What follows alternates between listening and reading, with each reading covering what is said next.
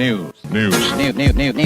New York City. The FAQ NYC podcast getting more and more interesting by the minute. FAQ. It's FAQ NYC, the New Yorkers podcast from the newsroom by and for New Yorkers, the city.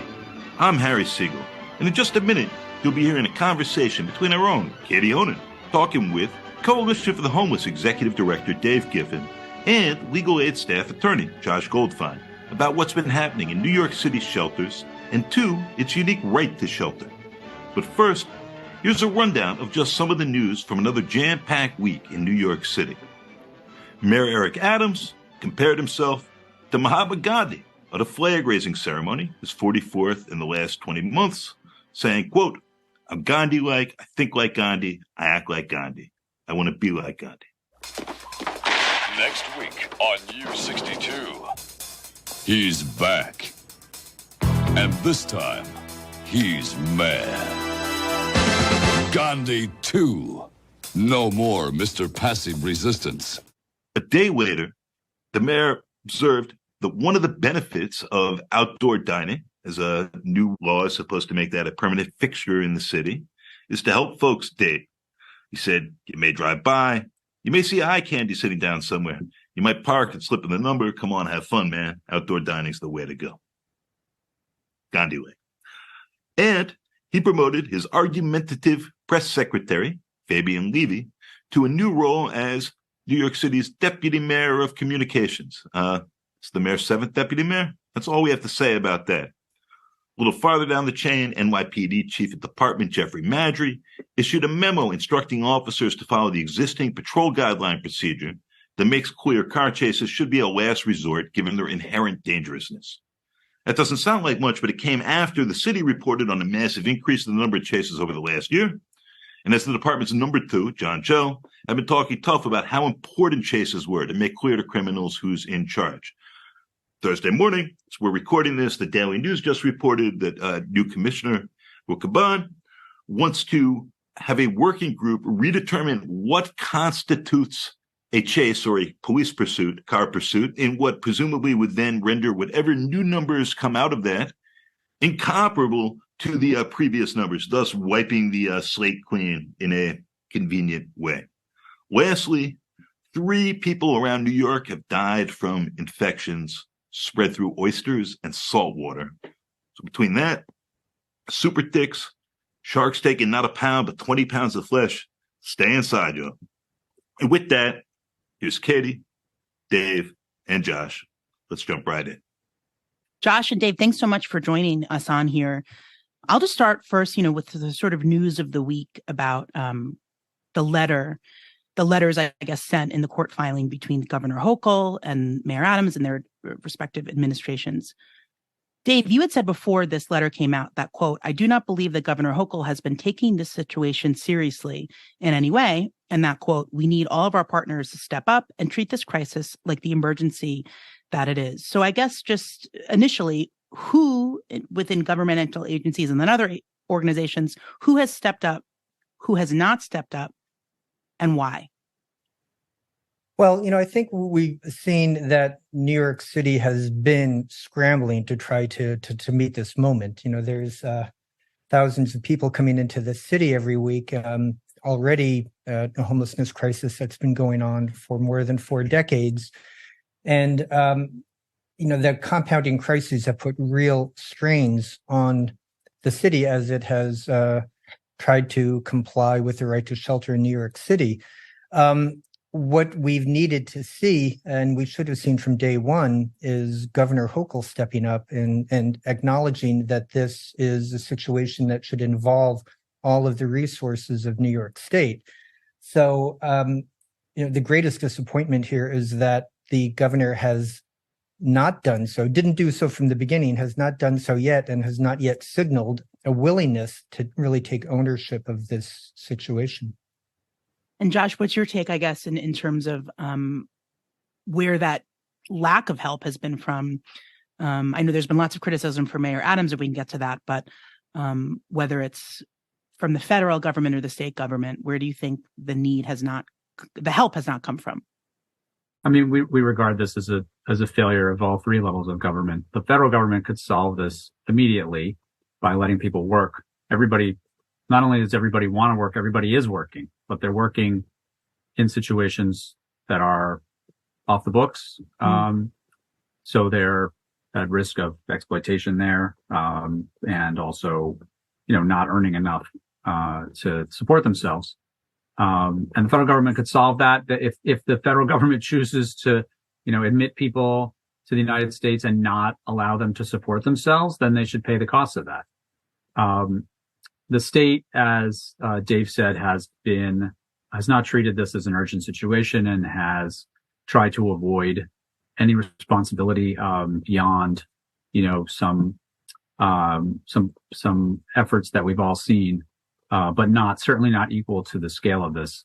The city has done an incredible job of identifying space and putting people in it, but they haven't done the work to move people out. We wouldn't need to be adding all the space if they would move people out. If they would move, long-term New Yorkers out of shelter, and then they would have that space available to them, or if they would, help the new arrivals to get what they need to get on their feet. People have a very clear path for themselves, whether they're trying to get a driver's license or, take an OSHA test, or connect with a community where they've heard there's work.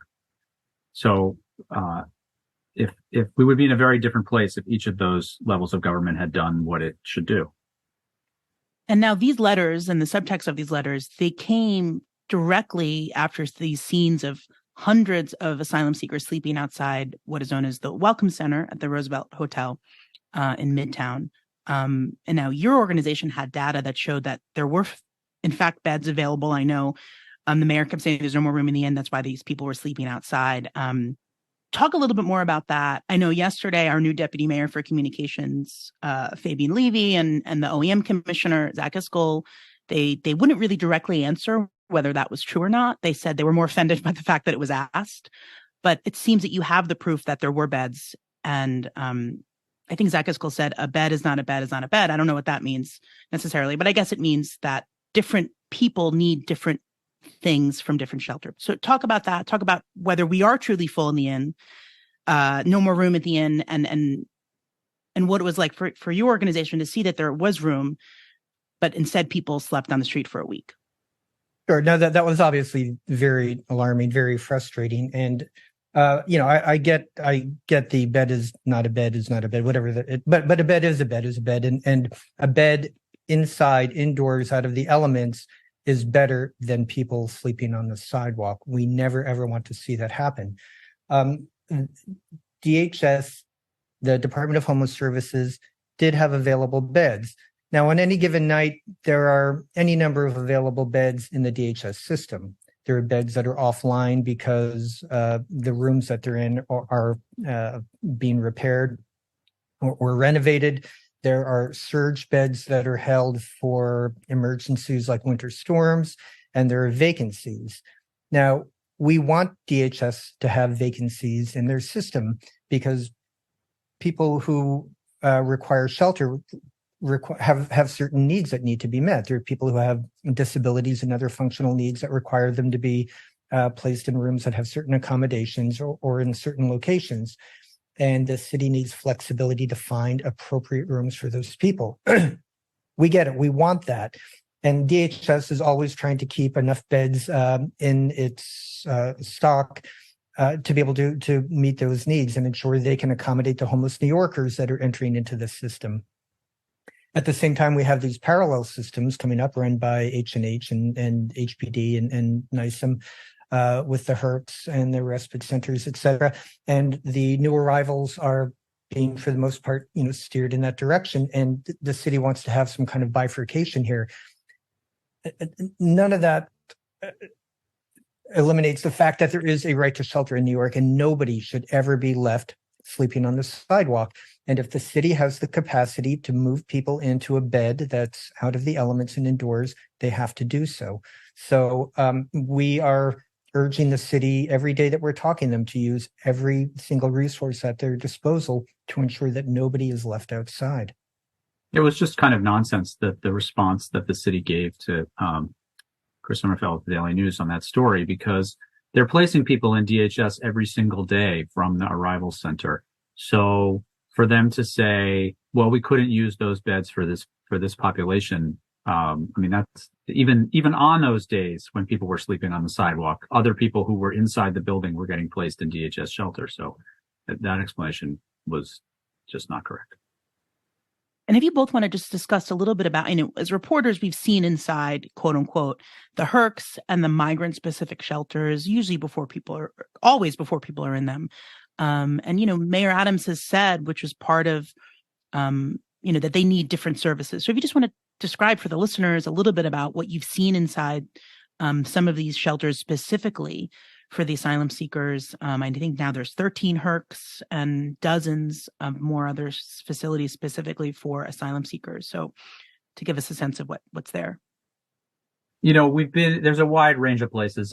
When initially they built that first tent on Randall's Island, and they didn't get a lot of uptake. They shifted to using hotels for the most part for families with children. And so those sites really look just like DHS shelters at this point, because DHS is using so many commercial hotels itself. The city has now pivoted to using more kind of bare bones congregate sites as they have had a need to open places quickly and respond, as people arrived. It takes some time to open a proper shelter. And so given the rate of people arriving, they had to add space quickly. And so they were not able to add sites that look like what we've seen in the past. But again, they would have had less need to do that if they would move people out and help them get on their way. In terms of what services are being offered, that I think is the distinction that the commissioner was trying to make. It's not so much what the shelters look like as what are we offering people. So in a New York City Department of Homeless Services shelter, what you're looking for is how to rehouse somebody who has, recently lost their home in New York City. So that person, there are programs available, they're funded, and they help a person reconnect to their community. But those kinds of services are not available to new arrivals who have no connections to New York City and are not eligible for most of the public assistance programs that enable people to move. So that's why I think they're saying, they have different programmatic needs, and different kinds of shelters. The new arrivals are looking to sort of establish themmselves and then find a place to go. Most people are not interested in staying in New York City. But the people in, New Yorkers who, for whatever reason, end up in unstable housing, they want to go back to the community that they're from. There are different tools that are available to them. And so the caseworkers just have a different kind of training, a different set of skills. If you put somebody, from a regular DHS client on a migrant site, the caseworkers there would have no idea how to help them, and vice versa. So I think that's why it makes sense from the city's point of view to try to steer people to the services that are appropriate to their needs. But that doesn't mean that in an emergency, DHS can't serve everybody. That's what it's for. Now, quickly, and I have another question, but just what you said, most people don't want to stay in New York City. I guess, have they described that? I mean, and why do they not want to stay in New York City? Obviously, you could point to multiple reasons as to why, but what have you maybe heard from some of the asylees about why they don't want to stay here, and maybe what their plan is to get out? Yeah, I mean, it's not that they affirmatively reject New York. I think it's just that they arrived at the border without any real expectation of where they're going. They were steered here, whether it was by Customs and Border Patrol or, the governor of Texas or a well-meaning mutual aid worker at the other end of the bus. But they've ended up in New York because they understand that that's, because they didn't have any other choice. And now that they're here, maybe a lot of people have not previously lived in a, large urban environment. That may not be what they're after. The kind of work they're looking for may not be available here.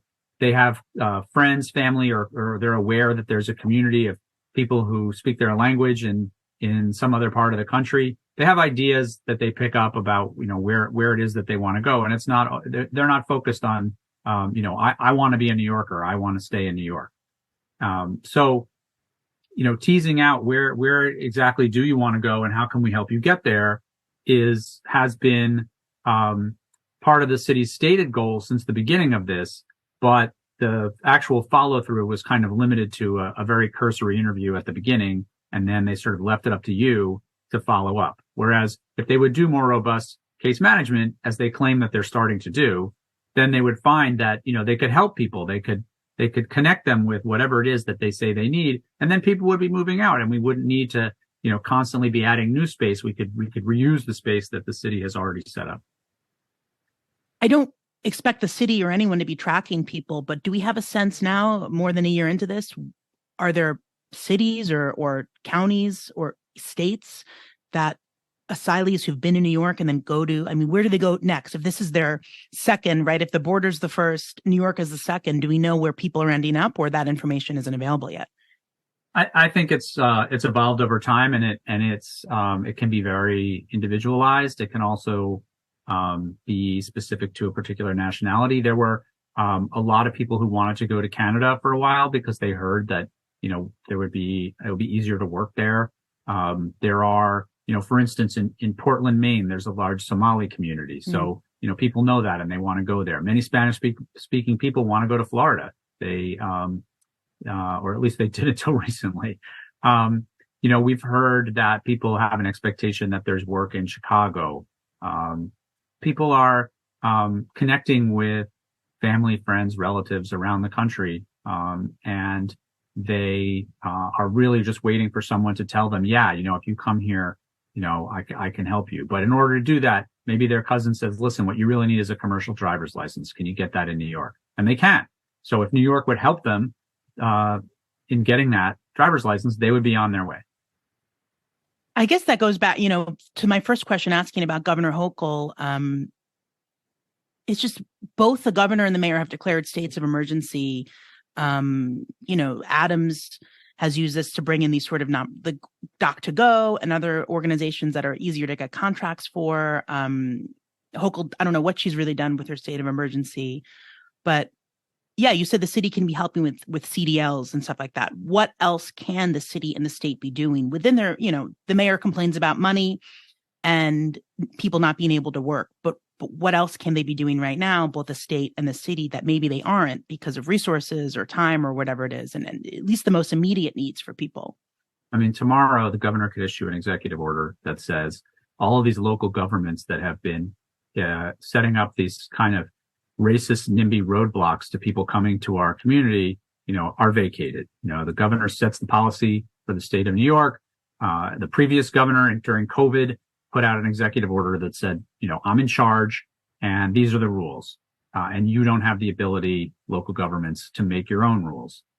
She could do that. The city would then be able to help people travel to other parts of the state where there are labor shortages, there's declining school enrollment, there are hotels that are willing to do business with the city, that would lower the city's costs and also get people closer to communities that they might want to be in and where they might find some permanency. They could also speed up the program that they've already set up to move people. The state committed to relocate 1,250 households to other counties, and they want people who are on a path to work authorization, but they could help people get that work authorization and move there. So far, I think they said the other day there's 17 families identified out of that 1,250. I mean, that's just very slow. They could be providing more National Guard. They could be providing more buses to the city. They could be providing more sites. The state of New York controls a lot of real estate. There's a lot of places that people could be staying right now. Yeah, I think the underlying problem here, Katie, is that there's just no cooperation that means anything between the city and the state. And the tenor of the letters really underscored that the state is framing this as a New York City problem that, the governor is deigning to provide some support for. that entire framing is very counterproductive because we need the city and the state working very closely together on this to identify facilities, state-owned facilities, not just in New York City, but throughout New York State that are appropriate places to be set up as temporary housing for the new arrivals. They need to work together to find staffing for those facilities. They need to work together to implement screening procedures as people come into the system to try to expedite, the asylum application and temporary work application process. They need to work together to lobby the federal government for the changes we need from them. But it needs to be a joint city-state decompression and resettlement program. There's nearly 60,000 people currently in the New York new arrivals currently in the New York City shelter systems, but people are still pouring into the city at a fairly high rate, and the cold weather is coming fast. This problem is not going to get better; it's going to get worse, and unless we see all of the governmental levels, city, state, and federal, working together on this, we're going to have a terrible crisis once the winter comes. So for confused listeners, I guess, who are listening to this, talking about the lack of coordination between the city and state, and maybe watching on the 5 o'clock news, both Hochul and Adams saying, no, we're good. We love each other. Can you explain what you think is going on? I know some of it's political theater of reading a letter and the mayor is maybe not as quick to criticize. Maybe we compare everything to the Cuomo de Blasio relationship, of course. That was incredibly toxic. It doesn't necessarily mean that this one is great just because it's not as bad. But if you want to explain what your political take is for people who might be confused. I don't claim to understand the politics of it. We just want to see them following their, legal and moral duties here to ensure that nobody is left out on the streets. I wish there was less time spent figuring out how to play it and more time spent figuring out how to solve it. The political considerations are obviously very real. It appears to me, I'm politically naive, but it appears to me that the governor is really being driven by the political concerns here. She doesn't want to own this issue. Here in New York City, we have to own this issue because there are people here who need help. The governor has apparently forgotten that she is also the governor of people who live in New York City. I think there's 8 million people here who notice that, and hopefully that will incentivize her a little bit to step in and take more responsibility. You think they're being tough in the courts because it's harder to put a court excerpt on TV than it is a news clip saying everything's great? Defer to Josh on the court-related questions. I'm just a lawyer. I can't speculate on what their motivations are. I just know that, we saw, I think everybody has now seen this exchange of letters, which did not look like a cooperative, collaborative process in the way that Dave described. So obviously what's at the root of just the shelter crisis, so many people in shelter beyond just the asylum seekers is the lack of affordable housing. And I think the estimate from the city was they're spending about $400 a night for each family who's an asylum seeker. I know those numbers fluctuate when you're the non-asylum seekers in DHS and other shelters. So, what do you think the city could, and even the state could be doing with this money if there was a bigger push for permanent housing instead of shelters, which are usually run by for-profit organizations, and that's not just an asylum seeker thing. But I don't know if you want to shift to housing and what more you think the city and state can be doing on that front. Well, first I want to say that's an opposition, a dichotomy that I think is faulty at its core. It's never shelters or housing. We need both shelters and housing. There's just no way around that. When we get to the point that we don't need shelters because we have enough housing, I think we'll all be happy that we're not spending billions of dollars on an emergency shelter system. But do we want New York City to look like Los Angeles with tens of thousands of people living in tents and shanties on the street? Nobody wants that, clearly. So yes, shelters are expensive, but we can't let people sleep outdoors. obviously the underlying problem here is housing. People need a place to live. We have so many people in the shelter system to begin with because there's not adequate supportive and affordable housing in New York City and throughout New York State. There is a lot that the city and the state can be doing right now, and we've been giving them very detailed lists of what they can be doing to try to get people into permanent housing. There are so many administrative and bureaucratic roadblocks to utilizing the city rental vouchers. There are so many bureaucratic and administrative roadblocks for people with mental illness and other disabilities to accessing supportive housing. These are things that the city can be addressing. There's a state rental subsidy for people on public assistance, but for a single adult, that rent subsidy is $215 a month. For a mother with 2 kids, it's $400 a month. There's no way to rent housing in New York City for that amount. We need to see the state raising the rental subsidy amounts to actually meet the cost of rent in New York City. So I'm glad you asked that question because, again, there are about 110,000 people currently in these various shelter systems in the city now, and half of those are the new arrivals, but half of those are homeless New Yorkers who are there because of this lack of affordable housing. So we do need to see the city and state approaching this problem more holistically, not just looking at, where do we find more stadiums and parking lots and hotels and empty buildings where we can put the new arrivals, but how do we get people out of the shelter system so that it's used for what it's designed for, which is emergencies. And this is an emergency. Yeah, this is not just like a big picture policy question. This is like a very low, small picture on the ground concern in terms of what we started talking about, because there are tens of thousands of New Yorkers sitting in shelters that who could move out tomorrow. Again, if the city would, for instance, fully staff the HRA office that writes checks when people find an apartment. We have people who have done everything right. They've connected to an apartment. They've signed the lease, and they're waiting months to move out because no one will write the checks to the landlord. And then maybe they lose the apartment, and then they have to start all over again.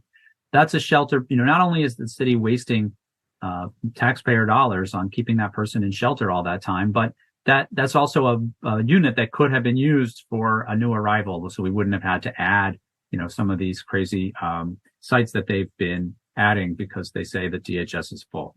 They could dramatically reduce the DHS shelter census by moving people out, and then they could use all that space for new arrivals, and we wouldn't need to be, putting people in places that are not really suitable for shelter. So I want to talk, I guess, about just the overall right to shelter law, which is there's been this sort of whittling away of it from the Adams administration, because their explanation is, when this became a law, it was not designed for this influx of thousands of people on a daily basis coming in on buses. It seems to be why they've established the 60-day rule. A lot of the other things, that's why, there are people in court. Do you think, and as lawyers, do you think there's a precedent to extend right to shelter statewide? And then I'll ask a follow-up about, I guess, what more can be done legally to protect right to shelter. Yeah, when people talk about the right to shelter, they're really talking about a number of different things. There's a court case that established the principle that everyone who needs a shelter bed should get one. Then there are a series of other court agreements from other kinds of cases, like protections for people with disabilities. There are state regulations about what a shelter should look like. There are New York City local laws that, for instance, one of them says if a family with children arrives at the intake office by 10 p.m., they should get a shelter placement that night. So what we've seen is that the administration has tried to deal with the emergency in ways that don't necessarily comply with all of those rules. But, that's not something that's new. After Sandy, for instance, there were thousands of people who spent the night in high school gyms, including families with children in congregate settings. All of that would be illegal under the regular shelter system rules. But I think that the rules include the concept that in a real unanticipated emergency, the system has the ability to respond as quickly as it can, with the idea that people will, who don't, sort of quickly get out of placements like that, will move into placements that are better, that are consistent with the city's legal requirements. And that's what we've seen, although, in the last year, given the volume, some of the progress of people from, non-compliant sites towards compliant sites has gotten slow. I think it's also, people have really misunderstood what's going on with these notices that the city is giving out. Although they have not publicly been willing to say at the end of the 60 days you get another shelter placement, right now that is a legal obligation that they have. This is not a time limit on shelter. They are using a lot of rhetoric that is, I think, dangerous, and we're monitoring very closely how these notices are communicated to people, what people on the ground actually say when they give you the notice, what's the conversation you're having with the client. If you hear, Dr. Ted Long from H&H testifying about this in the city council, he made it sound like a very friendly conversation about, how can we help you? And I'm sure that's his intention. But in practice, people are getting the message, you have to leave. There's no more shelter for you. That would be illegal. But if that person on day 61 has nowhere to go, they're still entitled to a bed. The city has to shelter them.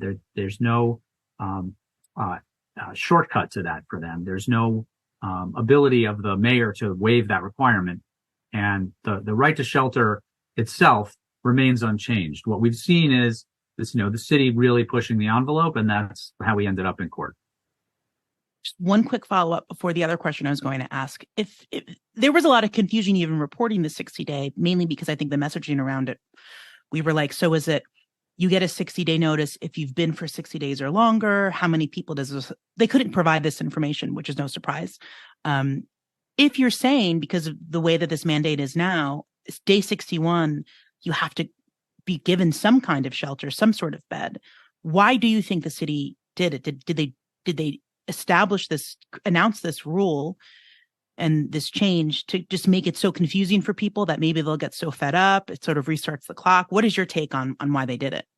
I think there's a couple things going on. Number one, the mayor is trying to send a message in all of his communications to people who have not yet come to New York City that maybe they don't want to come to New York City. And I think that what we saw on the sidewalks around the Roosevelt Hotel was consistent with that.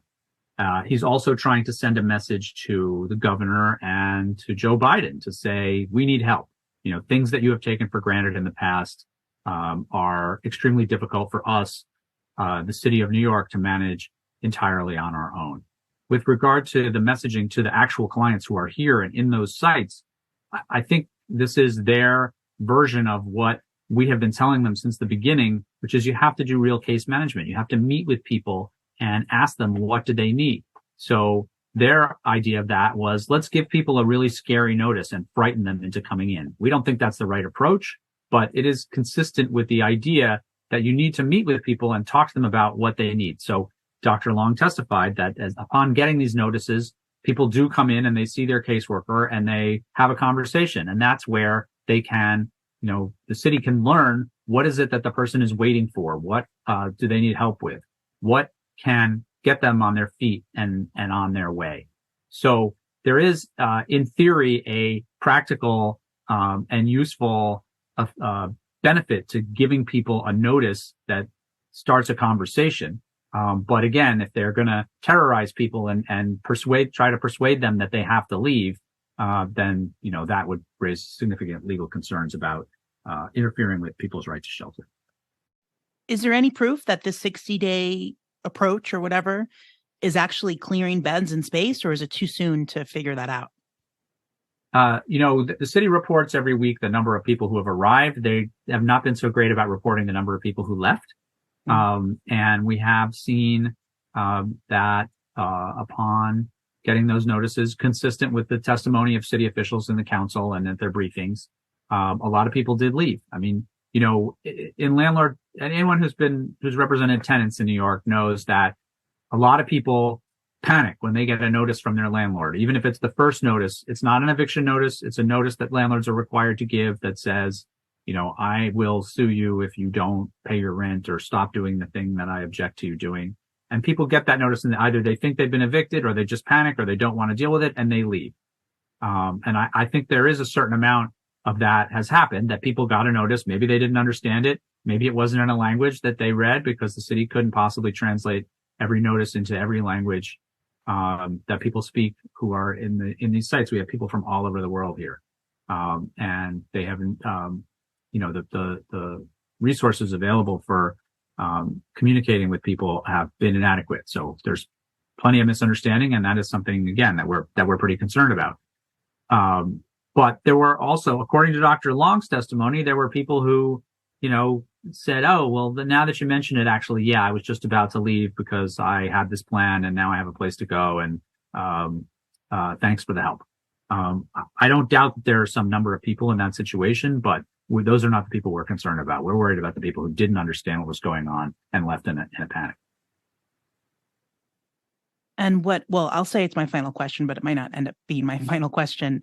What are the legal next steps? What is your legal threshold as the mayor continues to change what is a foundational right to shelter here in New York City? What is your threshold for taking next legal steps? What could those be? And I guess some people are wondering why there hasn't been more legal action as the mayor's made these announcements. But if you just want to talk, you said you're just a lawyer. I'm far from a lawyer. So explain for me and other people.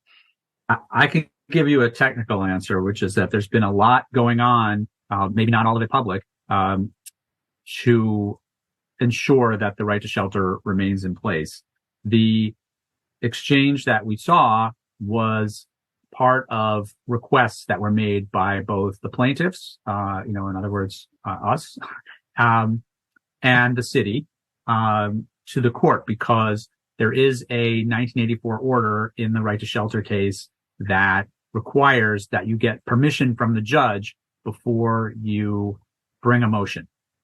So both sides have now asked the judge for that.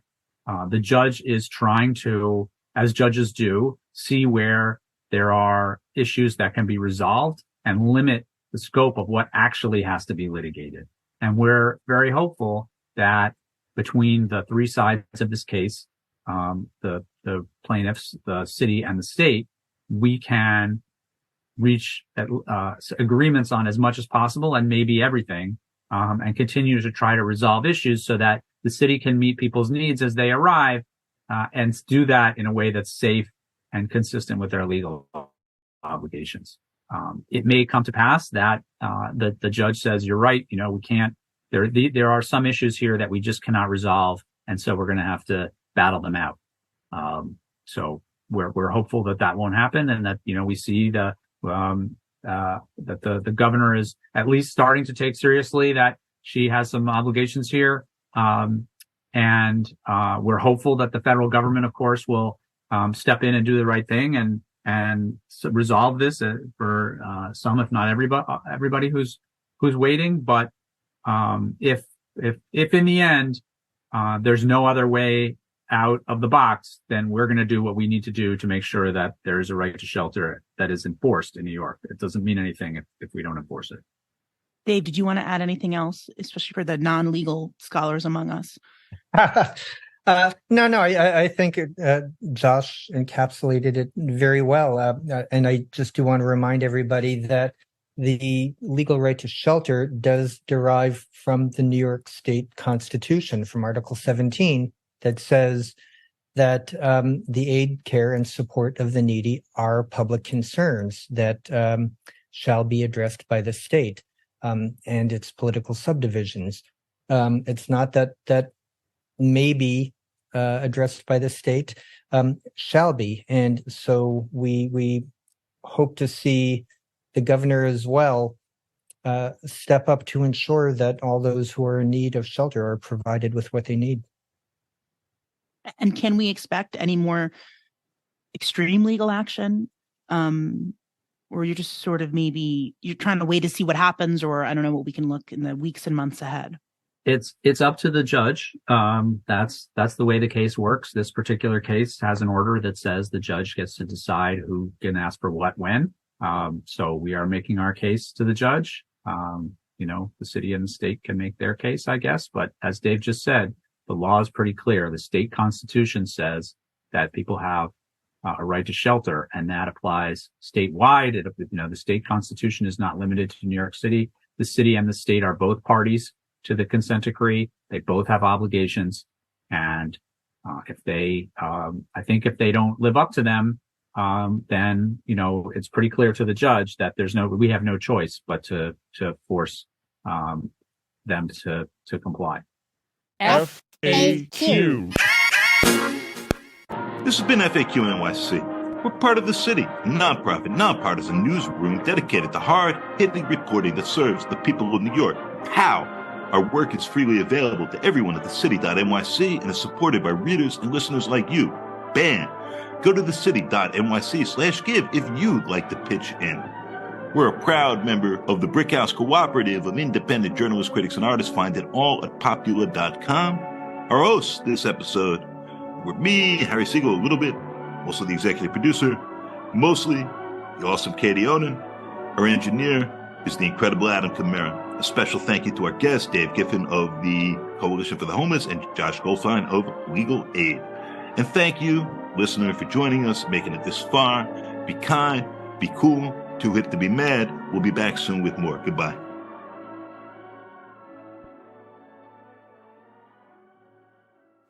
What do you think and feel when you hear the Rolling Stones' "Gimme Shelter"?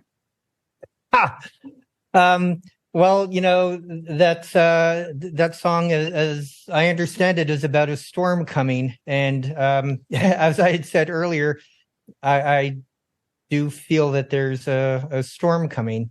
It's a good metaphor. Things are going to get tough as the winter comes, and everybody needs shelter. Nobody can be left outside in the streets. And I'm very happy to have that song cranking on my headphones as we're out there monitoring the shelter system. So thanks for bringing that up.